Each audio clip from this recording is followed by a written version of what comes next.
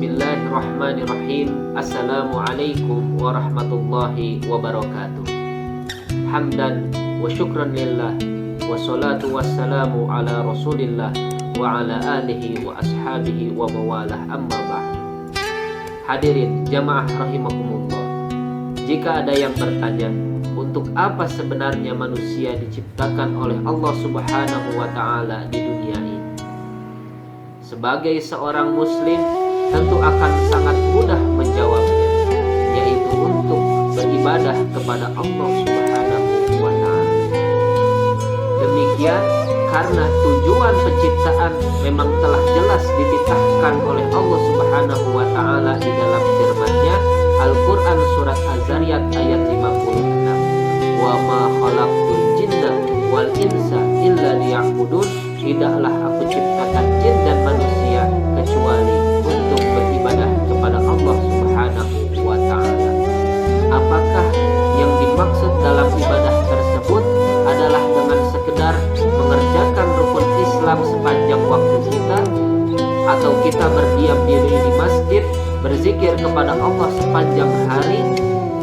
Tentu tidak. Ketentuan bahwasannya manusia diciptakan oleh Allah Subhanahu wa ta'ala di dunia ini, tugas pokoknya adalah untuk beribadah kepada Allah, itu tidak bisa didustakan.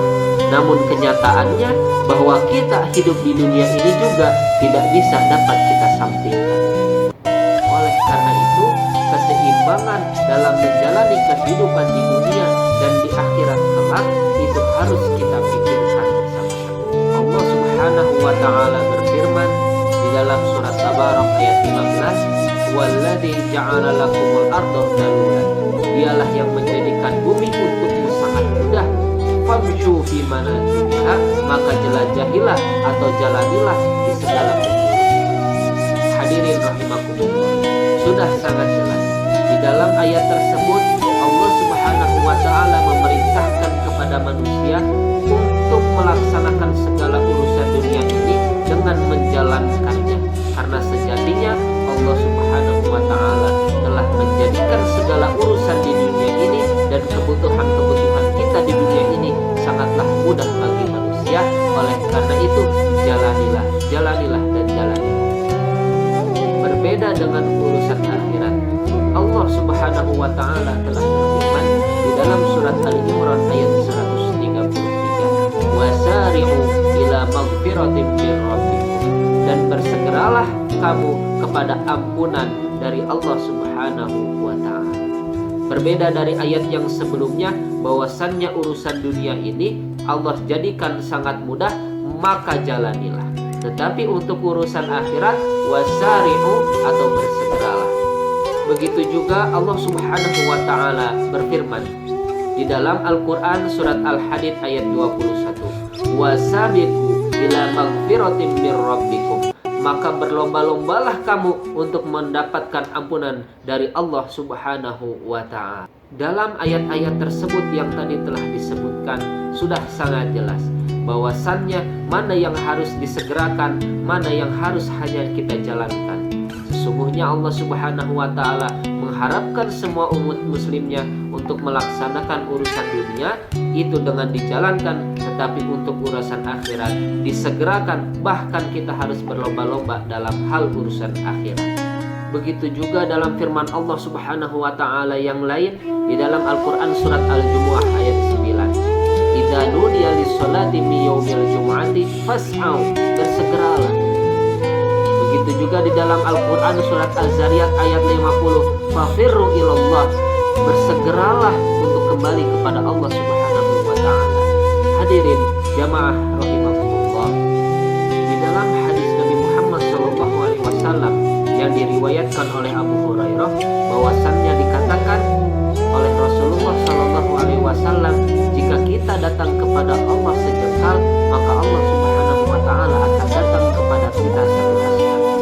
Jika kita datang kepada Allah sehasta, maka Allah Subhanahu wa ta'ala akan datang kepada kita sedepat. Jika kita berjalan menuju Allah Subhanahu wa ta'ala, maka Allah Subhanahu wa ta'ala akan berjalan lebih cepat kepada kita. Bahkan jika kita berlari kepada Allah Subhanahu wa Ta'ala, maka Allah akan datang kepada kita berlari lebih cepat daripada yang kita tidak bayangkan. Artinya apa? Artinya karunia Allah Subhanahu wa Ta'ala akan datang kepada kita lebih cepat daripada yang kita bayangkan. Hadirin jamaah rahimakumullah, oleh karena itu keseimbangan di dalam kehidupan di dunia dan kehidupan nanti di akhirat sangat diperlukan. Maka dari itu, jadikanlah urusan dunia ini di tangan kita dan jadikanlah urusan akhirat ada di hati kita. Ikmal di dunia ka'annaka ta'ishu abadan wa'mal li akhiratika ka'annaka tamutu badan. Kerjakanlah urusan dunia seakan-akan engkau hidup selamanya, dan kerjakanlah urusan akhirat seakan-akan engkau mati besok hari. Hadirin jamaah rahimakumullah, mungkin itu saja yang bisa kami sampaikan pada pertemuan kali ini.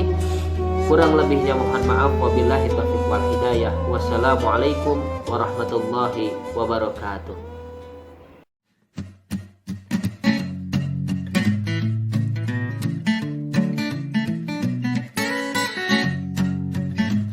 Channel YouTube URGNRG Urang Nagreg menayangkan konten-konten kreatif, edukatif, dan implementatif. Terima kasih telah bergabung dengan channel URGNRG Urang Nagreg. Semoga maslahat dan bermanfaat.